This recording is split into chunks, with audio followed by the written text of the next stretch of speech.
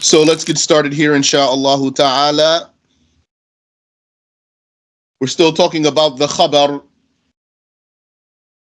nominal predicate. قال المؤلف رحمه الله, said the author, may Allah have mercy upon him. Asl, original text. وقد يتقدم, and it could come forward. The khabar. نحو, such as في الدار زيد. So in the house is Zaid. وأين زيد, and where is Zaid? Okay. So by saying that the khabar could come forward, then that means that the Arabic sentence has an original sequence, يعني a standard or default sequence. But the Arabic sentence is versatile and you can rearrange its components, يعني according to rules, like what he showed us here. He gave us two examples. نحو في الدار زيد, like في الدار زيد, in the house is Zaid. وأين زيد, and where is Zaid? Now, there's a reason he gave us two examples. So there's two things here that I want to point out to you, and then I'm going to read the sharh for you. One, there's a reason he gave you two examples. He's going to tell you two. Because in one case, you have to advance the khabar, and in one case, you don't have to. So he'll talk about that. That's one thing. The other thing is, remember, fi dari Zaid. That's fi dar, in the house. That's not originally the khabar. But it's permissible to talk like that, to call it the khabar. And really, the khabar is mahdhuf, is omitted. And there's a taqdir. Taqdiruhu, the implication is ka'in, existing, for example. So we omitted the true khabar and left what's linked to it. And what's linked to it was strong enough as a jar and a majroor, prepositional phrase, strong enough to stand without that implication. الشرح, the explanation.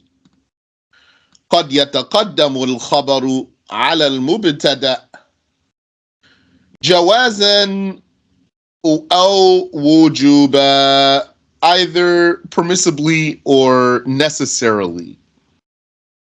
Permissibly or necessarily. And you know we're talking language here, not talking fiqh. Wujuban here means if you don't do it, you're making a mistake. Jawazan means you could do it or not do it. Permissible. فَالْأَوَّلُ نَحْوُ, the first is like, yani the one that you can do it or not do it. فِي الدَّارِ زَيْد, in the house is Zaid. Because you could say, Zaydun fi dar, Zaid is in the house. That's a fine Arabic to switch that like that. Remember also that Arabic sentences and compositions have levels of eloquence. Some statements could be more eloquent than others, and that's even true of the Quran. The Quran in general is the highest level of balagha, and some of the Quran is ablagh than others. Quran's highest level of eloquence, and some of the Quran is more eloquent than others. But none of the Quran is deficient, falls short of eloquence. You learn about eloquence by studying balagha. وَقَوْلِهِ نَحْوُ قَوْلِهِ تَعَالَى, and like his saying, exalted is he, salamun he, You know that ayah in Surah Al-Qadr. سلام هي حتى مطلع الفجر. Salamun he. Peace it is. Peace it is. Meaning that night. So the original sequence is hiya salam. It is peace. Wa ayatul lahumul layl. And another example is this ayah. This exists in Surah Yasin. Maybe it's in other places too. And a sign for them is the night. Meaning the night is a sign for them. A proof for God's power and uniqueness. وإنما لم يجعل المقدم في الآيتين مبتدأ والمؤخر خبرا. Now he wants to answer a question. Why didn't we just make the advanced word the subject and the second word the predicate? So perhaps the answer is clear for you. And even if you couldn't put your finger on it, you knew it. Why? Because the one that's more definite is the one that's going to be told about. It's going to be the subject. And the one that's less definite is going to be the teller. So that's the predicate.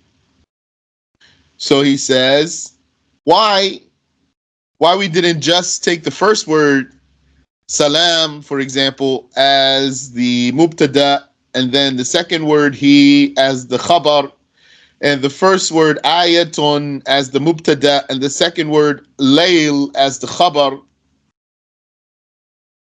He answers, لِأَدَائِهِ إِلَى الْإِخْبَارِ عَنِ النَّكِرَةِ بِالْمَعْرِفَةِ. He's saying basically because that reverses the sentence. It would result in using a definite word to tell about something indefinite. So it doesn't work. وَالثَّانِي, and the second one, which is the one that you have to advance, the khabar that you have to advance, كَقَوْلِكَ, is like for you to say, فِي الدَّارِ رَجُلٌ, in the house is a man. In the house is a man. فِي الدَّارِ رَجُلٌ. وَأَيْنَ زَيْد, and where is Zayd? فِي الدَّارِ رَجُلٌ. And the other example he gave us was فِي الدَّارِ Zayd. So in one case, فِي الدَّارِ, we didn't have to advance the khabar. We could say Zaydun fi dar. And in the other case, fi dari rajul, we do have to advance the khabar. So should be clear for you, or maybe it's not should be. I won't say should be. But we took all of what helps us understand here. Ibn Hisham built up to this nicely. So if you've studied, then inshallah it will be clear for you if it's not. Why we have to advance fi dari rajul? Because, or fi dar, and then delay rajul, because rajul is indefinite. And the rule is you don't make an indefinite word a subject of a nominal sentence without an authorizer. Without an authorizer. Something that authorizes for this indefinite word to be a subject of the sentence. Indefinite word is off limits to being subject, unqualified to being subject of nominal sentence in Arabic. But sometimes he can get some authorization. In the authorization, he can get it for different reasons. We talked about that. So let's see what Ibn Hisham has for us. Here he has authorization. في الدار رجل. So he's a mubtada, but he has to be in the back uh, since he's nakira. Qad you call that's discrimination there. To the back of the sentence with you. In this case, wa aina Zaid, and aina Zaid. This one has to be advanced. Aina. So the meaning is Zaidun aina. Zaid is where. Would you have to say aina Zaid? Where is Zaid? Because question has priority in Arabic. Some things have priority in Arabic, you have to advance them. Amongst them is the question. So it has the right to be advanced. As we'll see, inshallah. So then the mubtada has to get pushed back. وَقَوْلِهِمْ, and like they're saying, عَلَى التَّمْرَةِ مِثْلُهَا زُبْدًا. على التمرة مثلها زبدة. And like they're saying, upon the date, على التمرة, upon the date, is مثلها. It's like zubda in foam, zubid, or butter, or something like that. There's a footnote here. ذكر المؤلف ثلاثة أمثلة. Okay, he didn't talk about the meaning of the statement. So here, مثلها. مثلها is the mubtada. Like it is like it. Upon the date is like it in foam or something, cream or something like that. Like it, I think that means as much as it. Upon the date, this date has upon it as much cream as the date itself. Maybe that means cream, zubda. وإنما وجب في ذلك تقديمه لأن تأخيره في المثال الأول يقتضي التباس الخبر بالصفة. So he says, in the first one, it's necessary to delay the mubtada, rajul. Because if you advance this mubtada, or this word, and then you say rajulun fiddar, this, yani, and then your intention is that you're telling about a man in the house. But you can't do this. You can't tell about a man this way because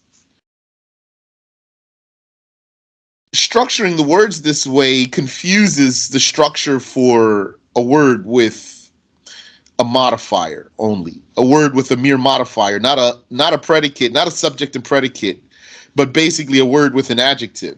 Yani, had you said rajulun fiddar, that means a man in the house. A man in the house. So that's not a sentence. That's a description of the man. So if someone wants to say, so what? It's like I want to say is though. Can I have the intention of is? Rajulun fiddar. A man is in the house. So the answer is you can't do it this way. So you need to reverse it. And then it will work. Fiddari rajul. Now you can put is. You can have is in your intention. So that's what he says here. He says, وَإِنَّمَا وَجَبَ فِي ذَلِكَ تَقْدِيمُهُ. The khabar has to be advanced here لِأَنَّ تَأْخِيرَهُ فِي الْمِثَالِ الْأَوَّلِ. because delaying it in the first example, يقتضي التباس الخبر بالصفة, would make the predicate, which is going to be في الدار, confused with an adjective, a description, a mere description, not a predicate. Predicate has higher status than description. فإن طلب النكرة الوصف لتختص به طلب حثيث. Because, he's saying, because the nakira, the indefinite word, urgently seeks modification. The indefinite word urgently seeks modification. Yani, if I say to you, rajul, man. Or if I say to you, jamal, so camel. Or qalam, pen. Okay, all those you conceive them. But your conception here is a mere conception, because I didn't give you any description. So indefinite word, he's saying it urgently seeks. It's like he's saying the nature of such a word is that it urgently seeks, or the person, when he hears indefinite word, he's inclined to know the detail, or want the detail of it, so that it'd be more clear for him. So, qalam, pen. What kind of pen? Is type that you dip into the ink pot, or has ballpoint pen, or it's one of those you can push the button and it goes in and out, or what? Or qalam is a pencil, or what? So that's why if you have an indefinite word and then you put something indefinite after it, like fidal, that's indefinite, the whole phrase together. You put something indefinite after it like that, then it looks like you're describing the rajul. Rajulun fidal, a man in the house. So this cannot stand as a complete sentence. Not in this sequence. It says faltazama. Let me look in my copy real quick here.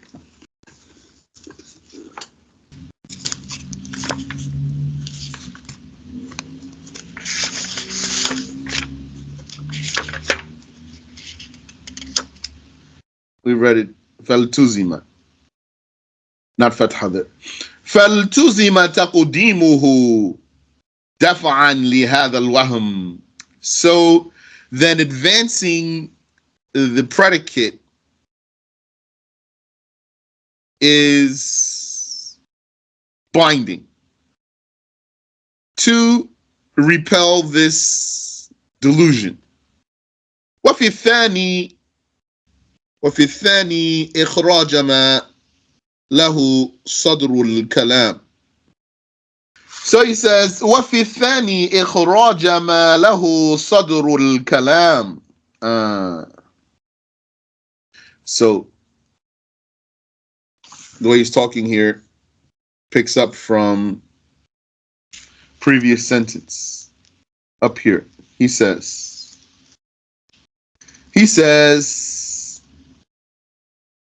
وَإِنَّمَا وَجَبَ فِي ذَلِكَ تَقْدِيمُهُ.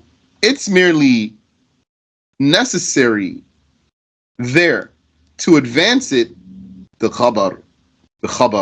لأن تأخيره في المثال الأول, because its delay in the first example يقتضي dictates التباسا, dictates confusion. And then he goes to the second sentence. وفي الثاني, and in the second dictates إخراج, excluding ما له صدر الكلام. So he's saying it's necessary to advance the khabar in the second example because delaying it لأن تأخيره في المثال الثاني, because delaying it in the second case يقتضي dictates إخراج ما له صدر الكلام عن صدريته. Okay. Dictates taking what has the right to be advanced, dictates what should be advanced, dictates excluding what should be advanced from its advancement. Yani, he's saying when you say Aina Zaid, you have to bring Aina in the front, like I told you, because it's a question. Here, Aina Zaid. There are things in Arabic that deserve to be in the front. Why? Because that's how Arabic language is. What's the proof? That's how they found it. The linguists, all they did was describe an existing structure. They came upon as if they came upon an existing structure and they described it as they found it. So they found that in Arabic, there's some words that deserve to be in the front. But there's something though. This example I gave you, this is what I learned, that the grammarians, their case is like some case that came to a previously existing building and then, meaning they didn't build it themselves and then they described it. But there's something you need to understand, which is that they also have a feel for it though. They have feel for it though. That's how they knew the words to use when they're describing it. And I'm trying to translate for you the way they say it. There's things that deserve to be in the front. Aina Zaid. So that's how they perceive it. That's how they say it. Lahu haqqu sadara. So he's saying if you put the khabar in the back, then this would dictate excluding what should be advanced from being advanced. This would dictate denying someone, denying something, denying a word that deserves to be advanced from its advancement. وفي الثالث عود الضمير على متأخر عنه لفظا ورتبة. And in the third, you have to delay the mubtada and advance the khabar because doing otherwise would dictate making a pronoun refer to something, go back to something inferior to it in wording and rank. In wording and rank.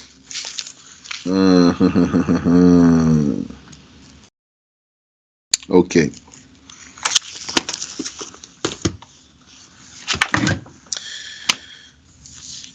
What's this third example here? Here, use a different color, or I can highlight it here. على التمرة مثلها زبدة. This example here.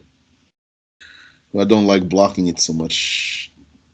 It takes away from the letters to me. All right. So here. على التمرة مثلها زبدة.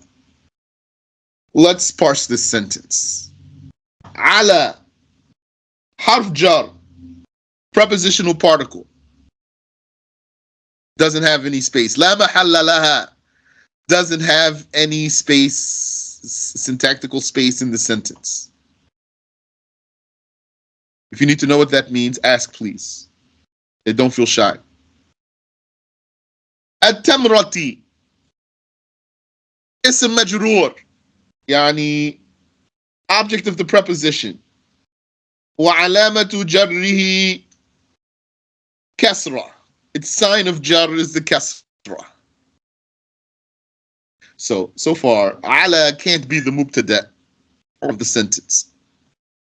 It's just a mere particle. At-tamrati can't be the mubtada of the sentence because it's majroor. Mubtada has to be marfu'. It's majroor by ala, and the sign of jar is kasra, so it can't be a mubtada. This is inferior to a mubtada in terms of the ranking of what's going on in the sentence. So until now, we didn't find the mubtada in our parsing.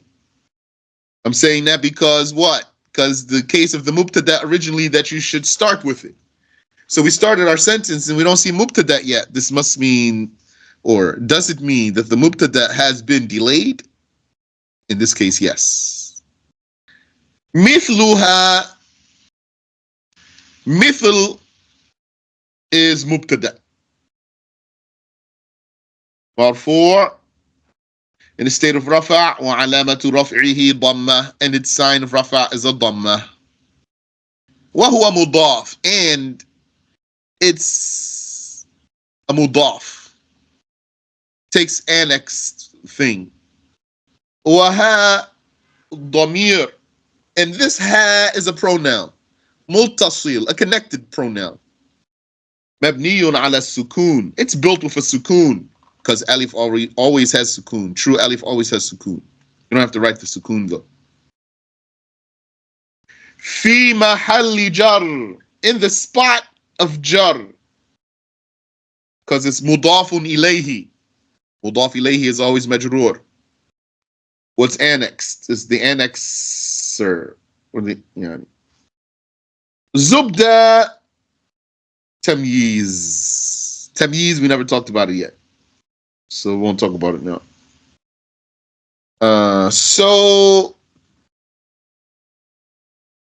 Okay, so we said approximately this means upon the date is its like in cream.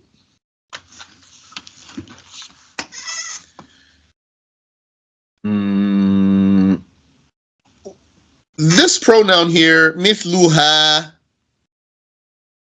that's a pronoun.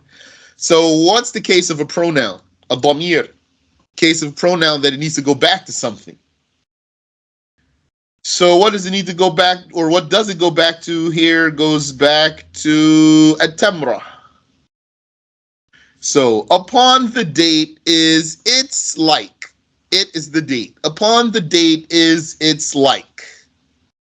على التمرة مثلها زبدة, in cream. So now here we found the marji', which is the antecedent for the pronoun. What is he talking about here? He said, وفي الثالث, in the third case, we had to delay the mubtada, because doing otherwise would dictate عود الضمير, for the pronoun to go back to وفي الثالث عود الضمير على متأخر عنه لفظا ورتبة. In the third case, we have to delay the mubtada because doing otherwise would dictate making the pronoun go backwards towards the back of the sentence for something, for wording that has a lower rank than itself. It would dictate making the pronoun go backwards to the back of the sentence, because usually your pronoun is going to go forwards towards the front. Yani, your pronoun is going to be referencing or citing something you already mentioned, so that you know what the pronoun even refers to. So that's called in Arabic marji', what the pronoun goes back to, like I demonstrated for you here with this red arrow. So if we put the mubtada in the front, so if we said mithluha,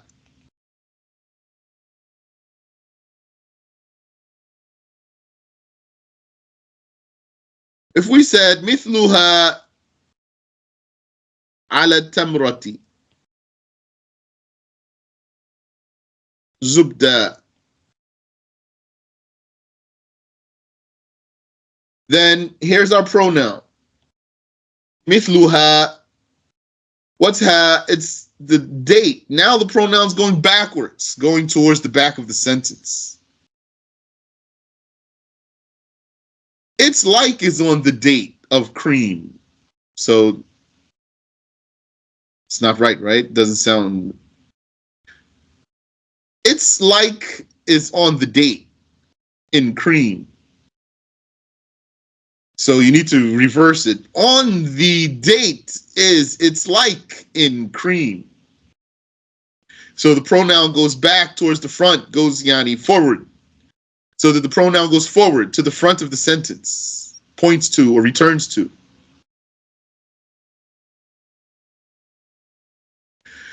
It is possible for the pronoun to go backwards, yani to go to the back of the sentence, to point to something in the back behind it. It is possible for the pronoun to go backwards, but not to something that has, not to a wording that has a lower rank than itself. But we'll have to review that one, inshallah. That's nice mas'ala. Yani, for me, I have to review. Alhamdulillah. So let's stop there. That's the end of that paragraph. And then he wants to start a new piece of matan anyway. Wallahu ta'ala a'lam. Do you have any question I can answer for you? You said in the saying, Fiddar, the definite article is mentioned. So how do we call it indefinite? Because you're only looking at dar, but we're talking about the entire phrase. Fiddar. The entire phrase is indefinite. That entire phrase is linked to something. It's not independent. So it's indefinite. Doesn't really stand alone. It's like it's standing alone here. So I hope that's clear for you. You said also, would you mention the meaning of Ibn Hisham? وفي الثاني إخراج ما له صدر الكلام وهو الاستفهام عن صدريته. Yes. So he's saying, and in the second case, it's necessary to delay the mubtada, because doing otherwise would exclude. In the second case, there is exclusion of what has priority in speech from its priority. You're removing the priority that should be there if you reverse it, yani, if you bring the mubtada forward. Or you wouldn't be observing the priority. Sadrul kalam, or haqqul sadara is what they call it. Haqqul sadara, the right of priority, meaning being forward. The sadr means the chest, the front. Barakallahu fikum. Subhanaka Allahumma wa bihamdik. Ashhadu an la ilaha illa anta astaghfiruka wa atubu ilayk.